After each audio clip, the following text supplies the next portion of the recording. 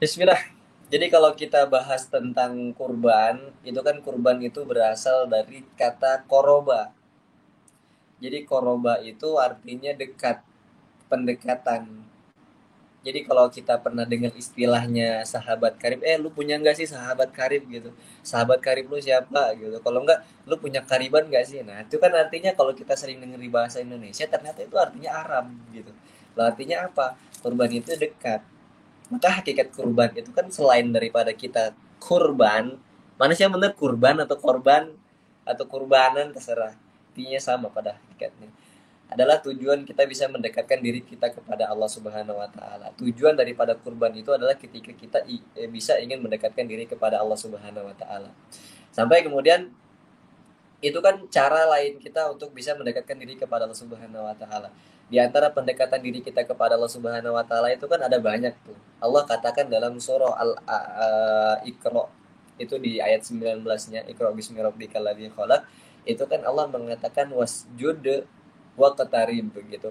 Kalau kamu ingin dekat dengan Allah, coba deh kamu sujud. Karena pada dasarnya jarak terdekat seorang hamba dengan Tuhannya adalah ketika di sujud-sujud terakhir.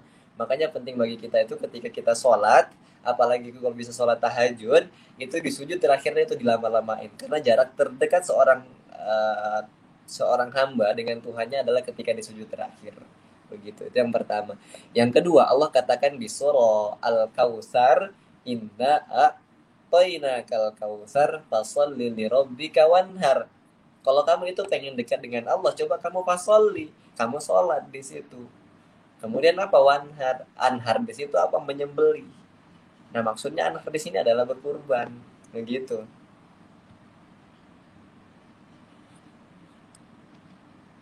Udah siap nih, Masya Allah. Jadi kan kalau kita cerita ini tentang ada kaitannya dengan Nabi Adam alaihissalam, putranya, bahkan sampai dengan putranya Habil dan Qabil. Bahkan yang paling kita sering dengar adalah cerita tentang Nabi Ibrahim alaihissalam dengan anaknya Ismail. Ini juga berkaitan tentang ceritanya Nabi Muhammad Shallallahu Alaihi Wasallam dengan anaknya yang bernama Ibrahim, anaknya Rasulullah SAW yang namanya Ibrahim. Jadi kalau kita berbicara tentang kurban kan ini wallahi demi Allah tentang cerita Nabi Ibrahim alaihissalam dengan putranya Ismail. Insya Allah lah ya teman-teman ya. Nabi Ibrahim itu adalah seorang wali Allah, bukan wali Allah, Khalilullah. Memang kayak kekasih Allah Subhanahu wa taala yang mendambakan yang namanya buah hati, yang mendambakan yang namanya keturunan. Karena hakikat daripada pernikahan itu adalah pengen meneruskan keturunan. Apalagi dia adalah seorang rasul, apalagi dia adalah seorang nabi. Beliau adalah seorang nabi dan rasul, maka menginginkan sekali yang namanya keturunan. Dan apa yang kemudian di situ? Inilah bentuk daripada kesabaran yang Allah ujikan kepada orang-orang yang soleh.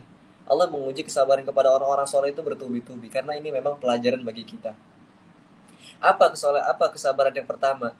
Untuk mendapatkan buah hati, itu kalau bahasa Jawanya itu angel meneh. Kalau bahasa Sundanya itu hese bisa gitu ya. Pokoknya kalau bahasa kita itu udah susah banget gitu kalau untuk mendapatkan buah hati. Sampai kemudian doa doa doa doa terus doanya panjang, doanya lama. Maka kemudian ketika nggak lama setelah itu menikahlah. Setelah dengan pernikahan pertama itu kan bunda bunda Sarah ketika ingin lahir putra pertamanya yaitu Nabi Ishak alaihissalam, Allah kabarkan di situ kabar gembira dalam Al-Quran. Allah katakan wabasyarnahu bigulamin alim. Wahai Ibrahim, kami akan memberikan kepadamu keturunan, kami akan memberikan kepadamu seorang bayi yang alim. Jadi Nabi Ishak itu alim, Nabi Ishak itu pinter banget. Maka kemudian gitu pengen lagi anak gitu ya, pengen lagi, nggak dapat. Maka kemudian Siti Sarah itu memang luar biasa banget, akhirnya mengatakan kepada suaminya Nabi Ibrahim alaihissalam, wahai suamiku, coba deh kamu nikah lagi gitu agar mendapatkan keturunan. Maka Nabi Ibrahim alaihissalam menikahi budaknya yang bernama Siti Hajar. Nah ini kisahnya luar biasa. Kita mulai masuk ke kisah banget. Maka ketika setelah menikah dengan Siti Hajar, lama setelah itu akhirnya Allah kabarkan dalam Al-Quran juga dengan kalimat yang hampir serupa dengan ketika lahirnya Nabi Ishak alaihissalam. Apa? Wabasyarnahu bigulamin halim. Kami, wahai Ibrahim, kami kabarkan kepada kamu akan lahir seorang anak yang halim. Kalau Nabi Ishak itu angke ain, alim. Kalau Nabi Ismail itu ha, makanya halim. Gitu. Jadi kayak apa bedanya? Kalau Nabi Ishak itu memang anaknya cerdas, banget cerdasnya cerdas banget. Tapi kalau Halim itu cerdas enggak? Cerdas, cuman enggak secerdas Alim. Cuman Halim. Halim itu apa? Halim itu saya kasih tahu kayak orang Jawa, kayak orang Sunda. Lo bagaimana? Lembut gitu ya karakternya. Kalau ngomong sopan santun, kalau apa-apa nunduk lo gitu. Jadi kalau bahasa Jawanya itu legowo. Kalau bahasa Sundanya itu ya kayak orangnya itu gimana ya? Pokoknya gitu ya. Orangnya itu kayak ya ampun itu lemah lembut banget, itu Halim.